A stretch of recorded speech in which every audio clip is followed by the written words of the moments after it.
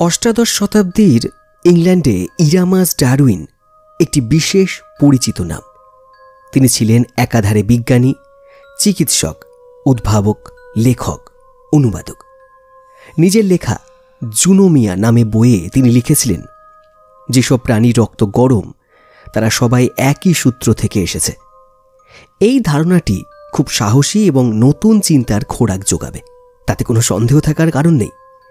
Inner নাতি হলেন Charles Darwin, বাবা রবার্ট ডারউইন।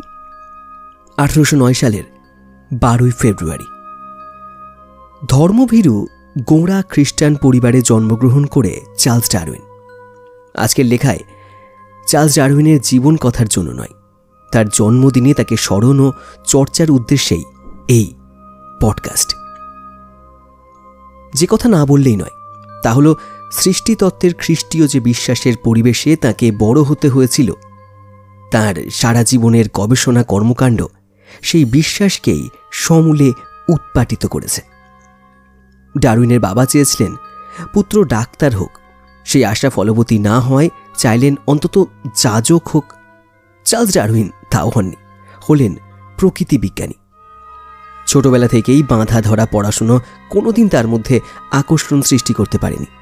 তার ঝোঁক ছিল নানা ধরনের নুড়ি পাথর, মুদ্রা, নাম লেখা মোহর, গাছপালা, লতাপাতা, পোকামাকড়, পাখির ডিম ইত্যাদি সংগ্রহ করে চিহ্নিত করে রাখা।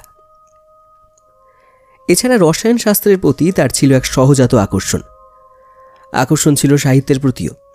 কেমব্রিজ বিশ্ববিদ্যালয়ের ক্রাইস্ট কলেজের যাজক হওয়ায় ক্লাস করতে করতেও যাজক হওয়া যায়নি, কিন্তু এই সময়ে চলত দল বেঁধে শিকার করা, সেই সঙ্গে পোকামাকড় সংগ্রহ করে চিহ্নিত করার কাজ।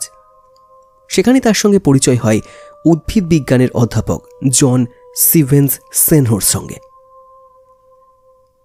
তিনি হয়ে ওঠেন চার্লস ডারউইনের প্রেরণাদাতা। দাদার লেখা জুনোমিয়া বইটি আবার ভালো করে পড়লেন ল্যামার্কের লেখা। 1831 খ্রিস্টাব্দ। ডারউইন তখন 22 বছরের যুবক। হেন্সলোর সুপারিশে প্রকৃতিবিজ্ঞানী হিসাবে HM বিগেল জাহাজের দীর্ঘ অভিযানে শরিক হন তিনি। 1831 খ্রিস্টাব্দের 27 ডিসেম্বর তারিখে পিলাম্যাথ বন্দর থেকে বিগেলের যাত্রা শুরু হয়।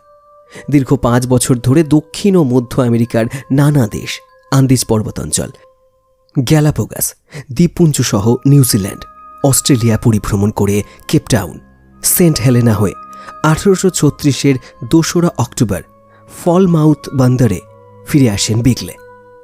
উদ্দেশ্য ছিল দক্ষিণ আমেরিকার উপকূল ভাগের মানচিত্র তৈরির কাজে সাহায্য করা, সেই সঙ্গে সঠিকভাবে দ্রাঘিমা রেখা নির্ধারণ করা। কিন্তু প্রকৃতিবিজ্ঞানী ডারউইন পৃথিবীর গহনতম এইসব অঞ্চল থেকে সংগ্রহ করলেন প্রচুর উদ্ভিদ, কীটপতঙ্গ, মথ, প্রজাপতি, শামুক, পাথর, জীবাশ্ম, সেই সঙ্গে বিপুল অভিজ্ঞতা। দক্ষিণ আমেরিকার বিভিন্ন অঞ্চলের প্রচুর জীবাশ্ম এবং গ্যালাপোগাস দ্বীপপুঞ্জের বহু বিচিত্র প্রজাতিগুলোকেই ডারউইনের যাবতীয় চিন্তাভাবনার মূল উৎস হিসাবে চিহ্নিত করা যায়। গ্যালাপোগাস দ্বীপপুঞ্জে বিরল সমস্ত প্রজাতির বিস্তারণ লক্ষ্য করেই তিনি ভেবেছিলেন ওইসব প্রজাতি একদা মূল ভূখণ্ডের পূর্বপুরুষদের মধ্যে থেকেই এসেছিল এবং পরে কোনো কারণে অন্যরকম হয়ে উঠেছে, কিন্তু কিভাবে এবং কেন? জীবনযাত্রার পরিস্থিতির সঙ্গে এর কি কোনো সম্পর্ক রয়েছে, যা সম্ভবত কতগুলো বৈশিষ্ট্যরই অনুকূল, অন্যগুলো নয়? অরিজিন অফ স্পিসিস সংক্রান্ত যে চিন্তাভাবনা ও সিদ্ধান্তে ডারউইন পৌঁছান, তার 20 বছর পর পুস্তক আকারে তার আবিষ্কার ও সিদ্ধান্ত 1859 সালে প্রকাশিত হল। ডারউইন অভিব্যক্তি সম্পর্কে যে মতবাদ প্রকাশ করলেন, সেই মতবাদকে ডারউইনবাদ বা প্রাকৃতিক নির্বাচনবাদ বলা হয়। 1959 খ্রিস্টাব্দে origin of species by means of natural selection নামে এক গ্রন্থে ডারউইন তার মতবাদগুলো প্রকাশ করেন। ডারউইনের প্রতিপাদ্য বিষয়গুলো: 1. অত্যাধিক হারে বংশবৃদ্ধি, ওভার পপুলেশন। ডারউইনের মতে অত্যাধিক হারে বংশবৃদ্ধি করাই হল জীবের সহজাত বৈশিষ্ট্য। এর ফলে জ্যামিতিক ও গাণিতিক হারে জীবের সংখ্যা বৃদ্ধি পায়। 2. অস্তিত্বের জন্য সংগ্রাম, স্ট্রাগল ফর এক্সিস্টেন্স। জীবের জ্যামিতিক ও গাণিতিক হারে সংখ্যা বৃদ্ধি ঘটার জন্য এবং খাদ্য বাসস্থান সীমিত থাকায় বেঁচে থাকার জন্য জীবকে কঠিন প্রতিযোগিতার সম্মুখীন হতে হয়। ডারউইন এই রকম সংগ্রামকে অস্তিত্বের জন্য সংগ্রাম আখ্যা দিয়েছেন। জীবকে 3টি পর্যায়ে এই সংগ্রাম করতে হয়, যথা আন্তঃপ্রজাতির সংগ্রাম, অর্থাৎ একই প্রজাতিভুক্ত বিভিন্ন সদস্যদের মধ্যে সংগ্রাম।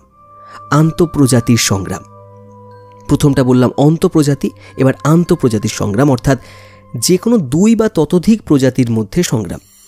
3 প্রতিকূল পরিবেশের সঙ্গে সংগ্রাম। 3 ভেদ বা প্রকরণ, ভ্যারিয়েশন। ডারউইনের মতে পৃথিবীতে যে কোনো 2টি জীব কখনোই অবিকল একই রকমের হতে পারে না, অর্থাৎ জীবের মধ্যে কিছু না কিছু পার্থক্য বা ভেদ থাকবেই। ডারউইনের ধারণা অনুসারে ছোট ছোট ধারাবাহিক পরিবর্তনই হল নতুন প্রজাতির জীবের উৎপত্তির জন্য দায়ী। 4 যোগ্যতমের উৎবর্তন, সার্ভাইভাল অব দ্য ফিটেস্ট।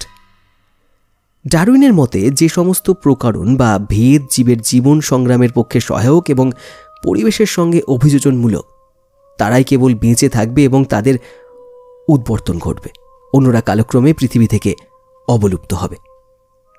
5 প্রাকৃতিক নির্বাচন, ন্যাচারাল সিলেকশন। যে প্রাকৃতিক প্রক্রিয়ায় অনুকূল ভেদ সমন্বিত জীবেরা অন্যান্যদের সঙ্গে প্রতিযোগিতায় বেশি সুযোগ সুবিধা ভোগ করে তাকে প্রাকৃতিক নির্বাচন বলে। অনুকূল ভেদ সমন্বিত জীবেরা প্রকৃতির দ্বারা নির্বাচিত হলে বেশি সংখ্যায় বেঁচে থাকে এবং অত্যাধিক হারে বংশ বিস্তার করে। প্রাকৃতিক নির্বাচন এক্ষেত্রে চালুনির মতো কাজ করে এবং সবচেয়ে উন্নত এবং যোগ্যতম বংশধরকে ধরে রাখে। অপরপক্ষে প্রতিকূল ভেদ সমন্বিত জীবরা প্রকৃতির দ্বারা নির্বাচিত হয় না বলে পরাজিত সৈনিকের মতো ধীরে ধীরে অবলুপ্ত হয়ে যায়। 6 নতুন প্রজাতির উৎপত্তি। একটি বিশেষ জীবগোষ্ঠীর মধ্যে অনুকূল প্রকরণগুলো পুঞ্জীভূত হওয়ায় জীবের পূর্বপুরুষ ও উত্তরপুরুষের মধ্যে অনেক বেশি বৈসাদৃশ্য দেখা দেয় এবং এর ফলে কালক্রমে একটি নতুন প্রজাতির উৎপত্তি ঘটে।